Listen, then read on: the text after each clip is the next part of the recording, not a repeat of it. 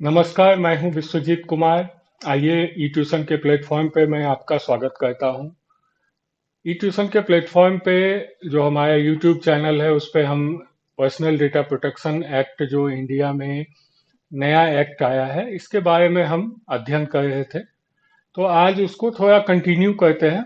आज हम ये देखते हैं कि किस तरह से पर्सनल डेटा प्रोटेक्शन एक्ट बाकी एक्ट के साथ इंटरचेंजेबल है, किस तरह से इंटरेक्ट करता है।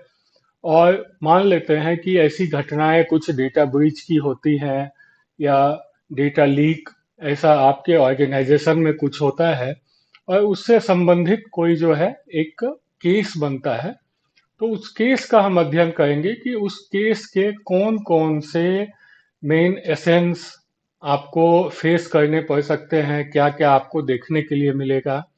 वीडियो को अंत तक देखें, आपको पूरा ये पता चलेगा कि अलग अलग कानून, अलग अलग लॉ किस तरह से डेटा प्रोटेक्शन लॉ के साथ एक साथ चलते हैं और उनसे संबंधित जितने भी जो है प्रोविजंस हैं, सेक्शंस हैं, उनके वो देखेंगे, कुछ केस लॉ भी देखेंगे। और ये वीडियो थोड़ा लंबा होने वाला है तो मैं इसे दो तीन पार्ट में करके डालूंगा जिससे कि आपको भी सुविधा हो उसको समझने में। तो आइए चलते हैं, स्टार्ट करते हैं इसको। तो digital personal data protection act 2023 ये अपना इंडिया का एक्ट है। आपने सुना होगा जो भी हमारे भाई ऐसे हैं कॉरपोरेट में काम करते हैं, ऑर्गेनाइजेशन, इंटरप्राइजेज या गवर्नमेंट लेवल में इंफॉर्मेशन सिक्योरिटी इन सब में काम करते हैं, तो वो उन्होंने सुना होगा कि अलग अलग एक्ट हैं। जैसे हिपा है, जीडीपीआर है, कोपा है जो चिल्ड्रंस के लिए प्रोटेक्शन के लिए है। तो इस तरह के अलग अलग डिफरेंट डिफरेंट एक्ट हैं। तो digital personal data protection act जो इंडिया में लाया गया है, तो इस एक्ट का मेन काम ये है कि किस तरह से डेटा फिड्यूसरी जो डेटा कलेक्ट कर रहे हैं उनकी लायबिलिटी को फिक्स करना, डेटा को प्रोटेक्ट करना, और जो है in case of data breach किस तरह से इसको पनिश करना, फाइन लगाना, ये सारी चीजों को जो है, साथ ही साथ constitution of data protection board in India. So this is the prime target of digital personal data protection act. तो जितने भी हमारे आईटी सिक्योरिटी, आईटी इंफ्रास्ट्रक्चर, उसके डिप्लॉयमेंट, उसके मैनेजमेंट, एडमिनिस्ट्रेशन के लिए रिस्पॉन्सिबल लोग हैं उनके लिए ये वीडियो काफ़ी इम्पोर्टेंट होने वाला है। और ऐसे लोग जो कि जो है लीगल एस्पेक्ट इसका देखते हैं कि किस तरह से कोर्ट में केसेस या कुछ भी करना है कोर्ट से संबंधित, केस से संबंधित, उनके लिए भी ये इक्वली इम्पोर्टेंट है। तो इस वीडियो की खासियत मैं आपको बताता हूं। देखिए, ये एक एक्ट है, ये एक्ट जो है टेक्नो लीगल एक्ट है। टेक्नो लीगल, तो इसका पहला एस्पेक्ट क्या है? टेक्नोलॉजी। और दूसरा एस्पेक्ट क्या है? लॉ। तो आपको बहुत सारे ऐसे लोग मिलेंगे जो कि टेक्नोलॉजी का जिनको कि बहुत ही अच्छा नॉलेज है, लेकिन उस नॉलेज को वो लॉ के साथ रिलेट नहीं कर पाते हैं। और बहुत सारे मिलेंगे लॉ के expert, those who are very well versed, और जो है लॉ में आगे पीछे सब कुछ उनको पता है। वो किसी भी केस को जाके जो है बहस जो है आर्गुमेंट करना है वो कर सकते हैं, they are well known. But उनको टेक्नोलॉजी बहुत अंडरस्टैंडिंग जो होती है टेक्नोलॉजी की, ये सरफेस लेवल पे हो सकती है, बट डीप जो है, डीप डाउन वो अंडरस्टैंडिंग नहीं। और उस टेक्नोलॉजी में भी we are talking about security. When I say security, हम बात कर रहे हैं आईटी सिक्योरिटी की। तो आईटी सिक्योरिटी आप समझिए कि IT security not just knowledge of one domain, but it is knowledge of multiple domain. कि आपको नेटवर्क भी पता होना चाहिए कि नेटवर्क क्या काम कर रहा है, कैसे काम कर रहा है। आपको सर्वर भी पता होना चाहिए, आपको स्टोरेज भी पता होना चाहिए, आपको साइबर स्पेस जो है, साइबर स्पेस पता होना चाहिए कैसे काम करता है,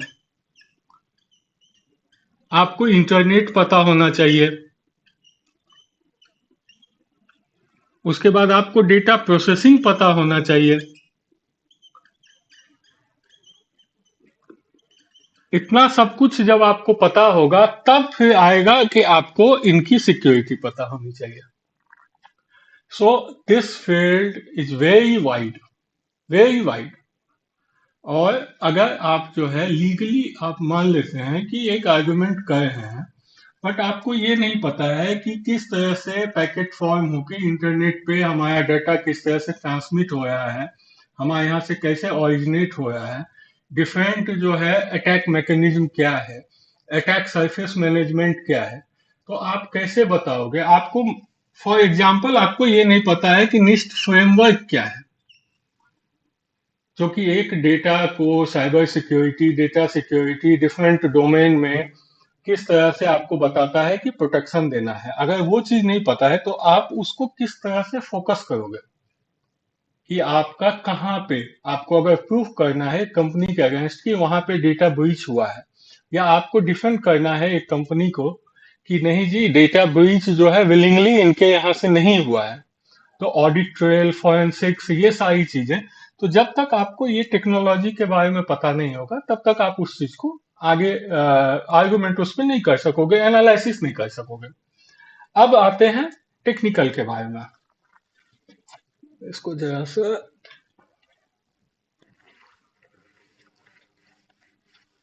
चलिए टेक्नोलॉजी हमने देख लिया कि एक लॉमैन को टेक्नोलॉजी में क्या चैलेंज आ सकता है, वो हमने देखा। अब हम देखते हैं कि एक टेक्निकल बंदे को लॉ में क्या चैलेंज आ सकता है। तो अब मान लीजिए एक आईपीसी है, आईपीसी भी बहुत सारी एक्टिविटी को गवर्न करता है, मिसरिप्रेजेंटेशन हो गया आपका, चीटिंग हो गया, ब्रीच ऑफ ट्रस्ट हो गया, ऐसे बहुत सारी चीजों को आईपीसी गवर्न करता है। तो आईपीसी के बारे में उनको हो सकता है कि इंटरनेट से बेयर एक्ट वो देख लें, बट वो डीप डाउन ये नहीं पता चलेगा कि कैसे केसेस में क्या जजमेंट दिया गया था। ठीक है, कॉन्ट्रैक्ट एक्ट, हम आज बात करेंगे किस तरह से एक कंसेंट कॉन्ट्रैक्ट फॉर्मिंग जो है, कॉन्ट्रैक्ट को फॉर्म करने का एक एसेंशियल एलिमेंट है कंसेंट। तो किस तरह से, तो contract act, breach of contract भी यहाँ आता है। ठीक है, उसके बाद ट्रस्टीशिप, जो ट्रस्टी वाला जो है रिलेशनशिप, किस तरह से ब्रीच ऑफ ट्रस्ट का यहाँ पे होता है, वो हम देखेंगे। उसके बाद जो है प्रॉपर्टी, प्रॉपर्टी उस चीज को भी देखेंगे कि किस तरह से ये सारी चीजें। इसके बाद है कंपनसेशन, कंपनसेशन है। तो ये सारी चीजें एक लॉ मैन को, जो लॉ में एक्सपर्ट हैं, उनको ये सारा सब कुछ पता होगा टोटल। बट एक टेक्निकल बंदे को, जिसको कि पूरा सिक्योरिटी, जो पहले मैंने लिखा है सिक्योरिटी का ABCD, he is very well certified. ठीक है, उसके बाद CISSP हैं, सीसो हैं, हर एक चीज में सर्टिफाइड हैं, बहुत ही एक्सट्रीम वेल नॉलेजेबल पर्सन है। बट उनको क्या ये चीज पता है कि लॉ किस तरह से? तो अब इस एक्ट में क्या हुआ, ये लॉ और टेक्नोलॉजी दोनों मर्ज हो गए। तो जब लॉ और टेक्नोलॉजी मर्ज हो रहे हैं तो वहीं पे हमारा ये वीडियो सीरीज आपके लिए बेनिफिशियल है, जहां पे कि हम लॉ और टेक्नोलॉजी दोनों को एक साथ लेके चलेंगे। दोनों को, कहीं ये नहीं कि पहले हमने लॉ बताया या टेक्नोलॉजी बताई, नहीं, दोनों को एक साथ हम आइडेंटिफाई करेंगे। हम ये चीज देखेंगे कि किस तरह से ट्रस्टीशिप रिलेशन फॉर्म होता है as a under the law, breach of trust कैसे होता है। ठीक है, और हम उसी तरह से टेक्नोलॉजी में ये देखेंगे कि डेटा लीक वहां से हो रहा है, तो एक ऑर्गेनाइजेशन विलिंगली डेटा लीक नहीं कर रहा है तो ट्रस्टशिप को वायलेट नहीं कर रहा है, या अगर विलिंगली डेटा लीक कर रहा है तो किस तरह से उसके ऊपर क्रिमिनल चार्जेस भी लगाए जा सकते हैं। तो इस तरह का सारा दोनों के बीच का रिलेशन है, उसको बैलेंस करते हुए हम आगे बढ़ेंगे, उन दोनों रिलेशन को देखेंगे।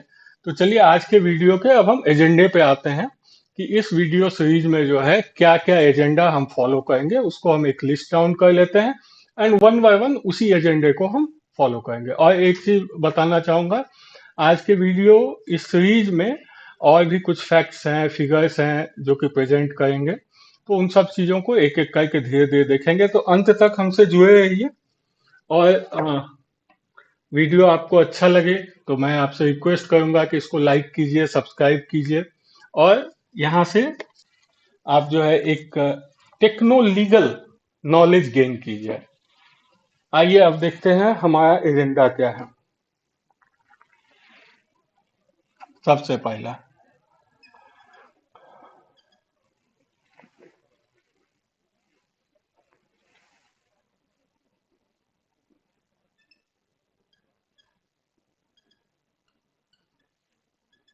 डेटा फ्यूडिशरी जो है, ठीक है, डेटा फ्यूडिशरी को हम देखेंगे सबसे पहले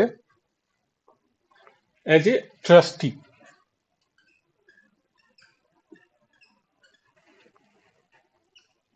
ठीक है, उसके बाद जो है सेकंड पॉइंट है डेटा एज प्रॉपर्टी।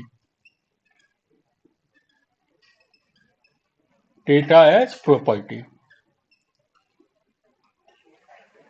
क्या डेटा को हम प्रॉपर्टी कंसीडर कर सकते हैं, क्या हमारा लॉ डेटा को प्रॉपर्टी कंसीडर करता है, और टेक्निकली डेटा क्या है, टेक्निकली जो है किस तरह से पर्सनल आइडेंटिफाइबल डाटा क्या है, हेल्थ डेटा क्या है, फिनेंशियल डेटा क्या है, किस तरह से, और डेटा जहां जमा हो रहा है डेटाबेस, तो उस डेटाबेस का क्या सिग्निफिकेंस है। ठीक है, इन सारी चीजों को हम देखेंगे। ठीक है, उसके बाद है consent as licence.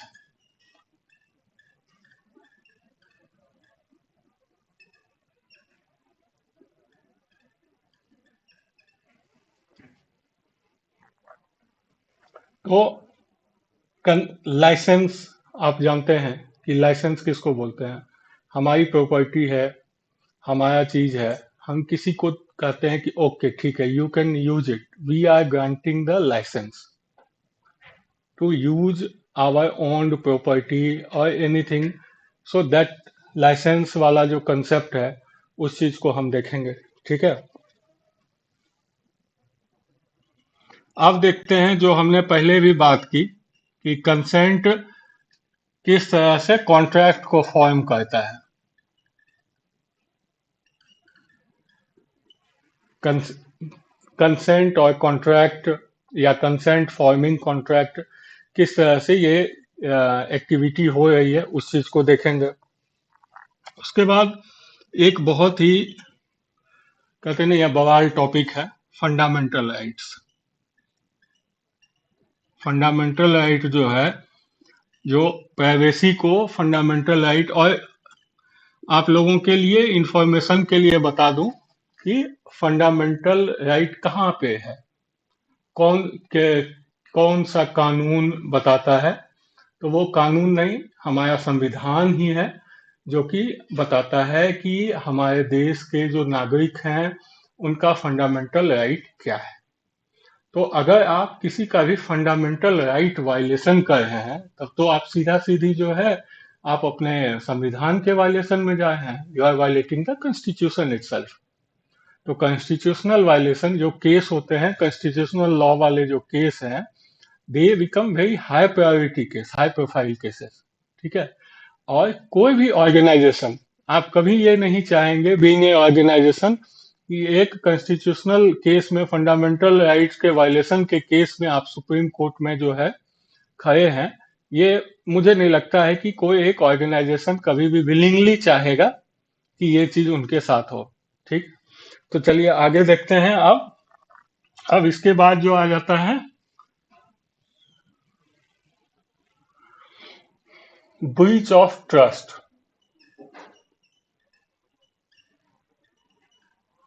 Breach of trust, यही हमने देखा, ट्रस्टी रिलेशनशिप तो किस तरह से ये ब्रीच ऑफ ट्रस्ट कर सकता है। अब ये, अब आ जाते हैं ब्रीच ऑफ कॉन्ट्रैक्ट। ब्रीच कहाँ, कॉन्ट्रैक्ट अगर है तो उसका ब्रीच जो है हो सकता है। और उसके बाद जो है जो इंडियन पीनल कोड के प्रोविजंस है, आईपीसी के जो प्रोविजंस है, मिसरिप्रेजेंटेशन और आईटी एक्ट के, आईटी एक्ट के। तो ये हमारा एजेंडा है। इन 9 चीजों को हम फॉलो करेंगे, एक एक करके देखेंगे कि किस तरह से ये हो रहा है। तो सबसे पहला स्टार्ट करते हैं, लेट नहीं करते हैं, स्टार्ट करते हैं डेटा फिड्यूसरी एज ट्रस्टी। ठीक है, उस चीज को हम देखते हैं।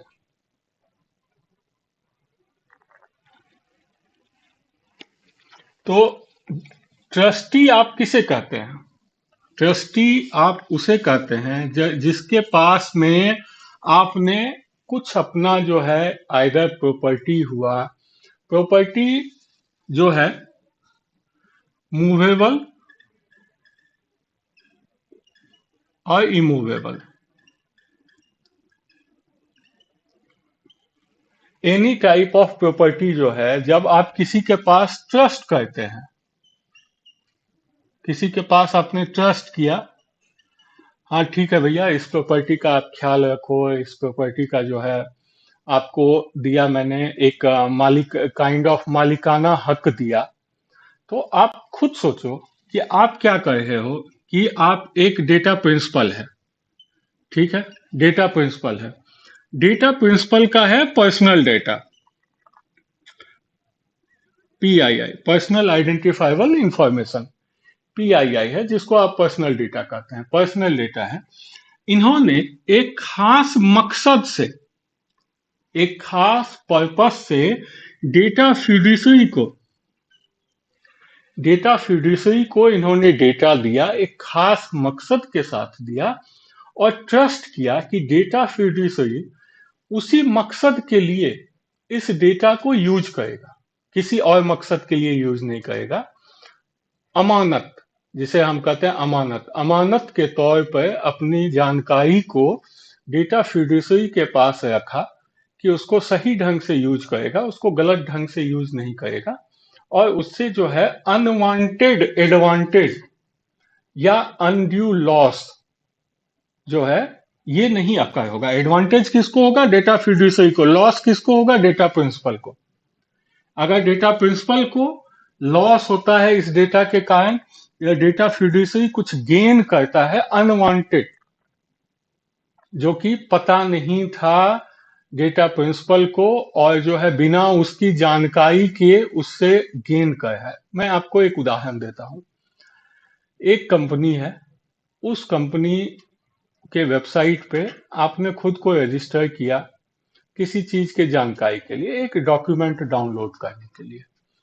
कंपनी ने कहा कि आपका डेटा मैं यूज कर रहा हूं अपने रिसर्च पर्पस से, कि कौन कौन इस जानकारी, इस डॉक्यूमेंट में इंटरेस्टेड है, और उस हिसाब से हम आपको आगे जो है कोई भी डॉक्यूमेंट आता है, इस संबंधित न्यूज आता है, आर्टिकल आता है, या कोई सर्विस होती है इससे संबंधित, तो हम आपको मेल के जरिए बताएंगे और वो सर्विस आपको ऑफर करेंगे। लेकिन क्या हुआ कि आपने उनको जानकारी दी, आपने रजिस्टर किया, और अगले दिन से आपको एक मार्केटिंग कैंपेन का मेल आना स्टार्ट हो जाता है कि सर हमारा टूथपेस्ट खरीद लो, सर हमारा ये ले लो, शू पॉलिश खरीद लो, हमारा जूता ही खरीद लो। आपको आना स्टार्ट हो गया। अब आप जो है हो गए परेशान, या ये क्या बकवास है, मैंने तो उनको बोला, दिया था अपना इंफॉर्मेशन, प्रॉपर जो मेरे लायक इंफॉर्मेशन, डेटा है या सर्विस है, उस चीज के बारे में मुझसे जानकारी शेयर करने के लिए, या मुझे जूता चप्पल वाला मैसेज आ रहा है, ये खरीद लो, वो खरीद लो, वो खरीद लो। तो वो डेटा जो है मार्केट में आपका डेटा गया, तो डेटा फिड्यूसरी ने, आजकल तो ये बहुत इंडिया में चलता है, डेटा बिक गया, डेटा लोग बेचते हैं, लाख 2 लाख रुपये डेटा का, अलग अलग डेटा का अलग अलग वैल्यू है, डेटा उन्होंने बेच दिया। तो उनको क्या हुआ? उन्होंने अनड्यू एडवांटेज उठाया, और आपको उसके कारण से क्या हुआ? Loss. Loss is not just financial loss, but mental peace, you are feeling like disturbed from the mails and all these things. तो आप क्या यहाँ पे हो है कि आपका ट्रस्ट जो है, उन्होंने आपके ट्रस्ट को ब्रीच कर दिया। तो डेटा फ्यूडिशरी का जो है यहाँ इसका मतलब ही है कि ट्रस्ट बेस्ड रिलेशनशिप है। आइए कुछ और देखते हैं, एग्जाम्पल लेते हैं कि इन इस ट्रस्ट बेस्ड रिलेशनशिप और कौन कौन सा है। उसके बाद attorney client privilege, attorney client privilege.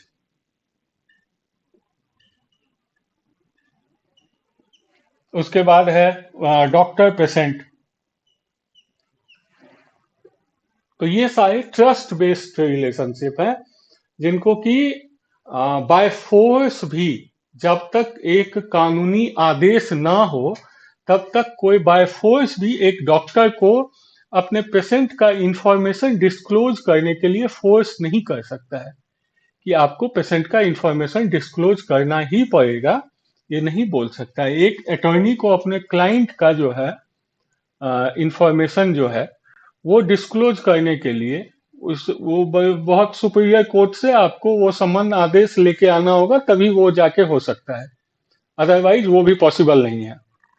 तो ऐसे केसेस में इनफैक्ट डिस्क्लोजर जो है इटसेल्फ पनिशेबल है। अगर बिना कंसेंट के उस इंफॉर्मेशन को डिस्क्लोज किया जाता है तो दैट बिकम्स पनिशेबल। तो जब इस ट्रस्ट रिलेशनशिप में विदाउट कंसेंट डिस्क्लोजर पनिशेबल है, तो यहाँ पे जो है जो डेटा प्रोटेक्शन है वो भी तो वही सेम ट्रस्ट बेस्ड रिलेशनशिप है। यहाँ पे ट्रस्ट किया जा रहा है, तो ट्रस्ट बेस्ड रिलेशनशिप में अगर आप ट्रस्ट को ब्रीच कर रहे हो तो ब्रीच ऑफ ट्रस्ट जो है, क्रिमिनल ब्रीच ऑफ ट्रस्ट का वहां पे केस चलेगा। ठीक है, अब उसका प्रोविजन देख लेते हैं, आईपीसी क्या बोला है क्रिमिनल ब्रीच ऑफ ट्रस्ट के लिए, तब हम अगले टॉपिक पे मूव करेंगे।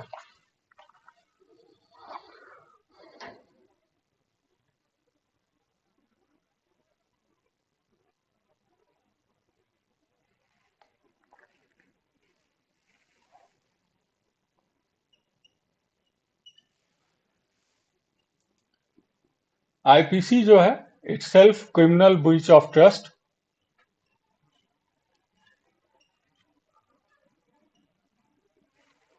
And it is a punishable.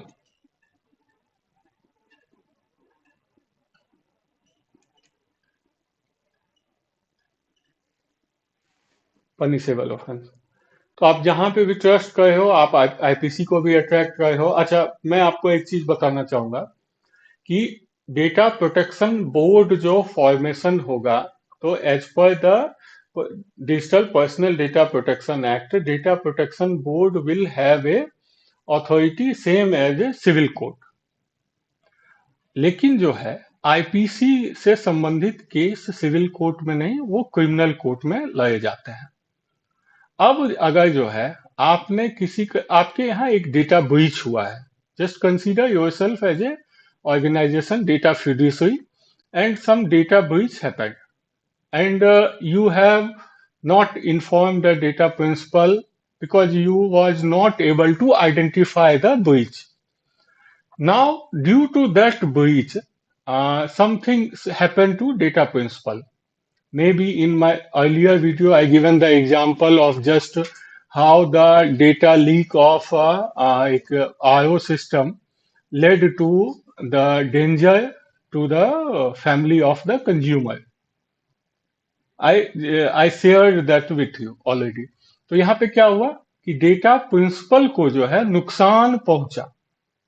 अगर नुकसान वो पहुंच रहा है और डेटा प्रिंसिपल क्या कर रहा है कि वो एक क्रिमिनल चार्जेस भी आपके ऊपर लगा रहा है, तो these cases will go to criminal court, और वहां पे जो भी आईपीसी के सेक्शन जब लगेंगे तो वो आपको क्रिमिनल कोर्ट में भी केस चला जाएगा, और जो है डेटा प्रोटेक्शन बोर्ड में जो आपका केस चल रहा है वो केस चल ही रहा है।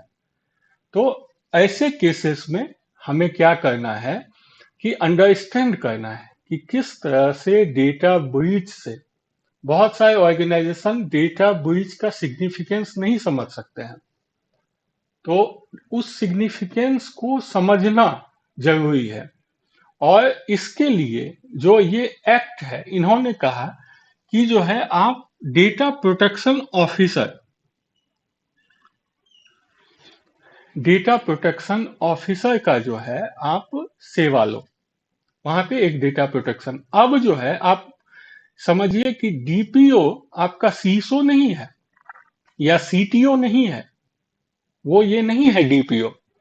डीपीओ डायरेक्टली आपके बोर्ड को रिपोर्ट करता है, जो भी ऑर्गेनाइजेशन का बोर्ड है। और डीपीओ एज ए वर्क करता है intermediary compliance officer, kind of that DPO work करता है। तो किसके किसके लिए इंटरमीडिएटरी है?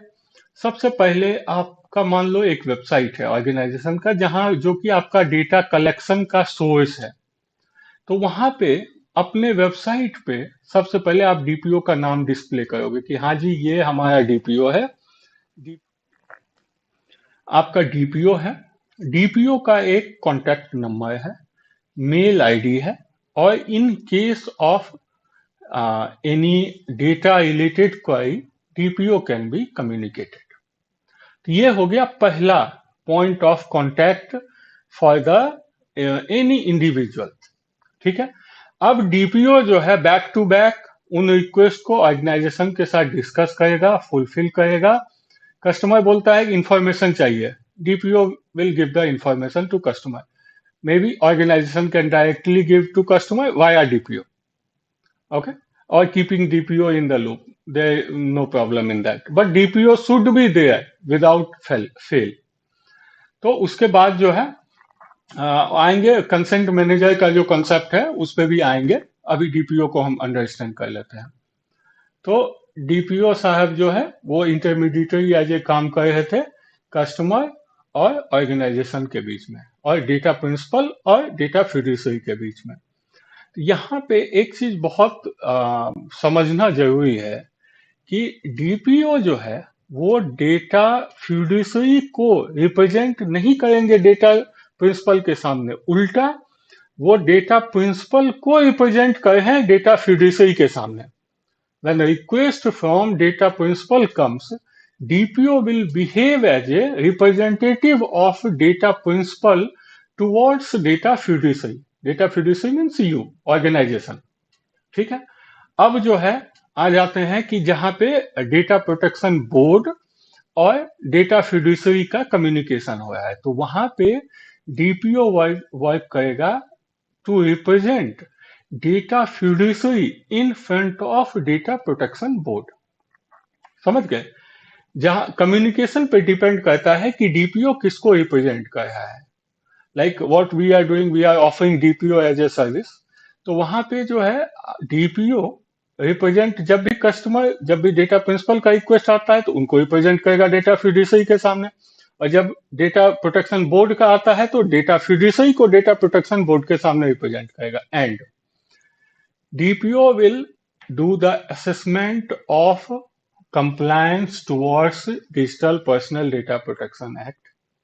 वो इन सारी चीजों को ध्यान में लेके चलेगा कि जो आपका ट्रस्ट बेस्ड रिलेशनशिप है, उस ट्रस्ट बेस्ड रिलेशनशिप को how you are moving forward with, or you are violating the trust, and DPO will inform you. That's why I always say try to find a DPO who knows the legal terms, who knows the law.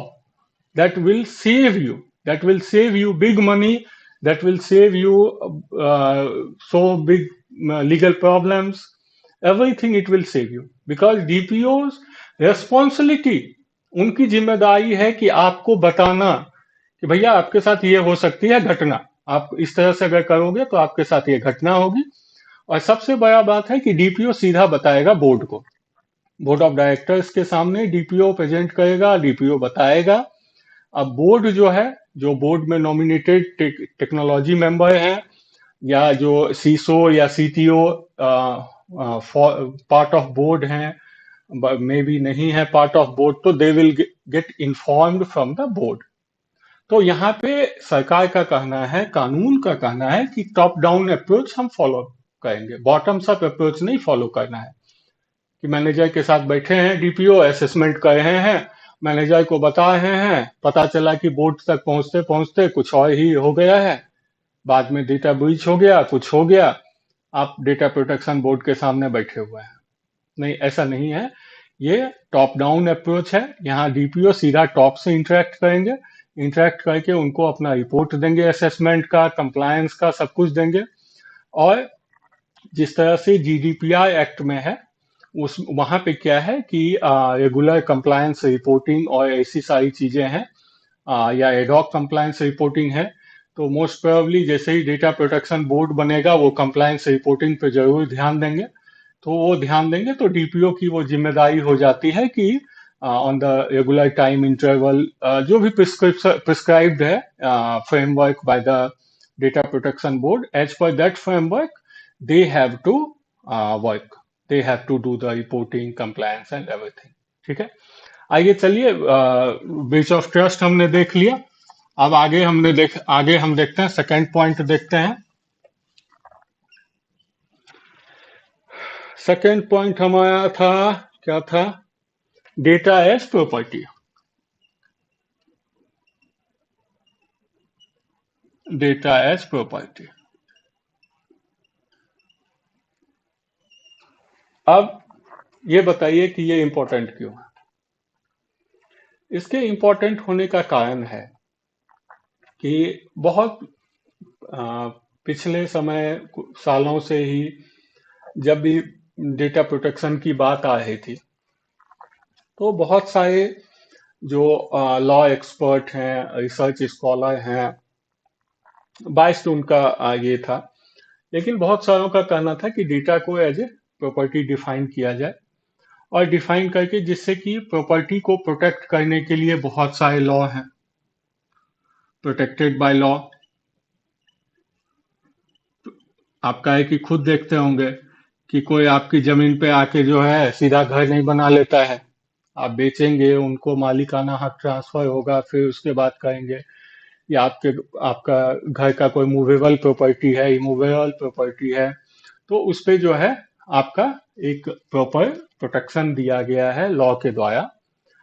तो उनका कहना हुआ कि भाई data को property की तरह consider करते हैं, उससे क्या होगा कि जो है उसको वो प्रोटेक्शन मिलेगा।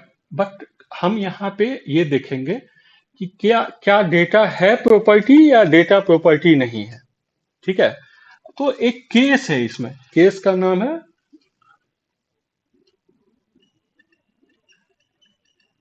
विकास सेल्स कॉरपोरेशन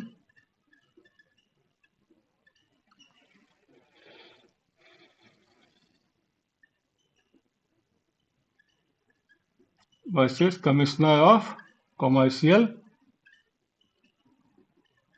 टैक्स। ठीक है। तो इस प्रॉपर्टी में मैं आपको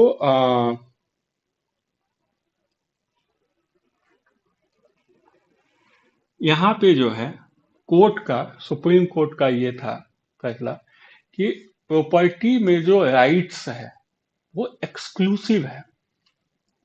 ठीक है। और वो exclusive rights, that right is not just limited to movable immovable property. और उसके बाद जो है जो भी थिंग्स है owned by one person that can consider to be the property of that person। तो अगर कुछ और केस लॉ हम देखें तो उस हिसाब से ऐसा लगता है कि डेटा जो है, जो भी पर्सनल, यहाँ पे डेटा नहीं, यहाँ पे लिखते हैं पर्सनल डेटा।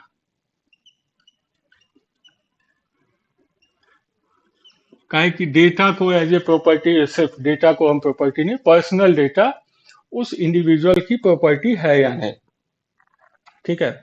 तो यहाँ पे क्या है कि tangible, intangible property, corporal, incorporeal, तो हर किस्म के जो एक एसोसिएटेड आइटम है किसी इंडिविजुअल के साथ, उसको उसकी प्रॉपर्टी समझी गई है।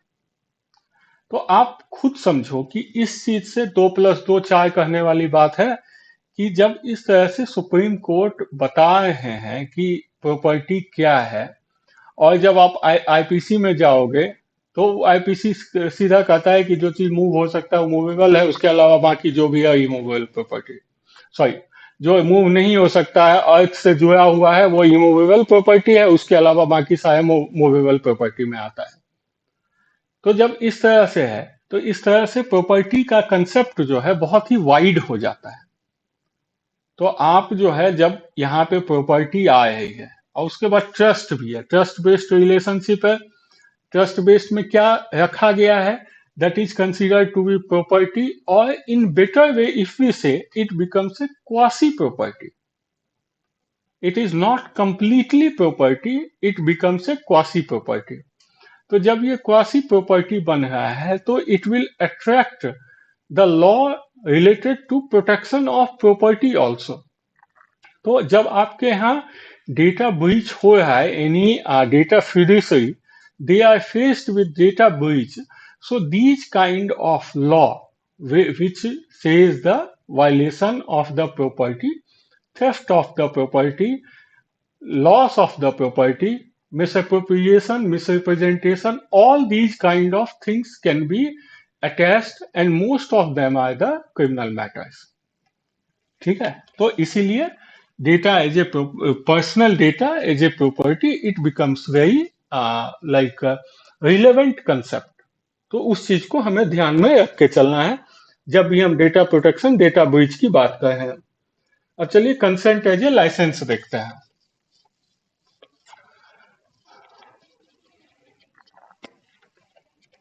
दो चीज एक चीज देखेंगे, consent as licence,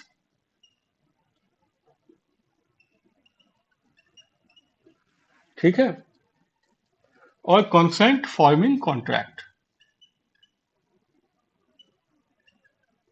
consent forming contract, contract act बोलता है कि जो है, पहले ये वर्ड पे हम देखते हैं और इस वर्ड से हम लेते हैं contract act. Contract act, contract act के सेक्शन 2E में जो डेफिनेशन वाला सेक्शन है, ये बोलता है कि एनी प्रॉमिस,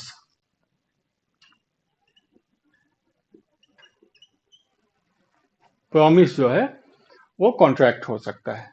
ठीक है, जब एक दूसरे दो पार्टी हैं, कॉन्ट्रैक्ट में याद रखिए दो पार्टी होनी चाहिए। दो पार्टी हैं, एक कुछ किसी को काम प्रॉमिस करता है, एक उसके बदले में कुछ कंपनसेट कर रहा है, जिसको हम कंसीडरेशन कहते हैं। कुछ कंसीडरेशन है, कुछ वर्क है, something is there, then they come together, they form the contract with consent. Consent should be free, without influence, ठीक है, विद अनड्यू प्रेशर, कुछ भी नहीं होना चाहिए। कंसेंट दिया गया, that it becomes a valid contract. ठीक है, और इसी का सेक्शन 73 जो है वो ब्रीच ऑफ कॉन्ट्रैक्ट से,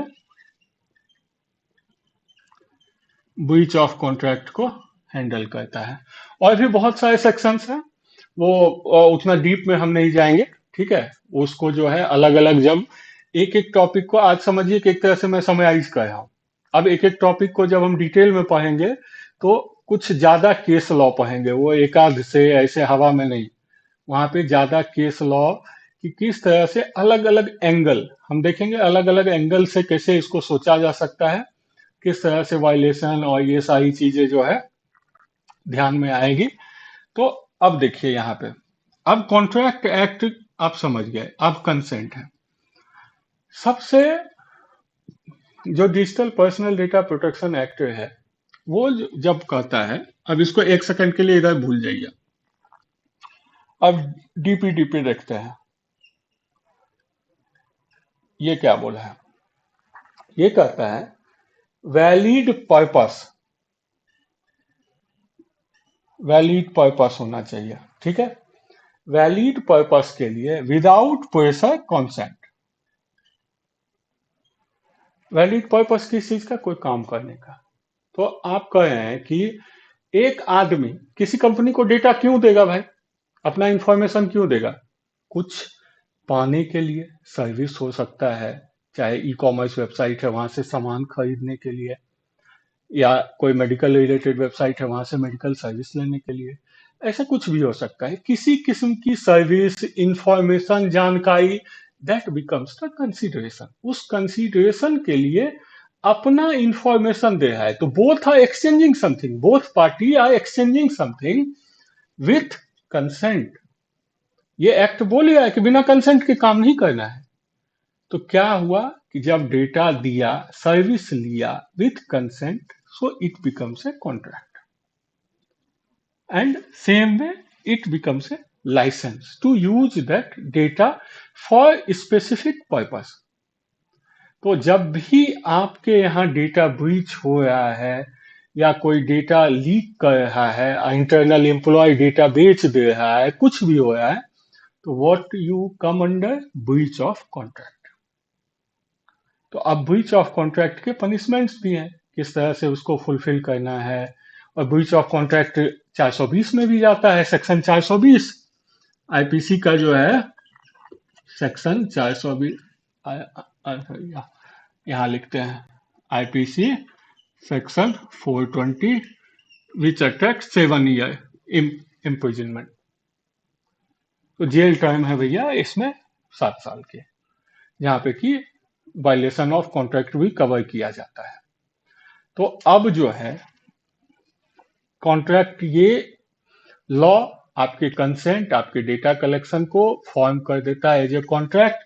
फिर आप कॉन्ट्रैक्ट एक्ट के अंदर फॉल हो जाते हैं। कॉन्ट्रैक्ट एक्ट के अंदर कंपनसेशन का भी प्रोविजन है कि जो लॉस हुआ है, जितना हुआ है उतना कंपनसेट करना होगा आपको। और उसके अलावा जो है क्रिमिनल है तो चार्जेस लगते हैं, तो आईपीसी 420 भी उसमें इंक्लूड होता है। तो इस तरह से करके जो कॉन्ट्रैक्ट एक्ट का है वो प्रोविजन इसके साथ अटैच हो जाता है।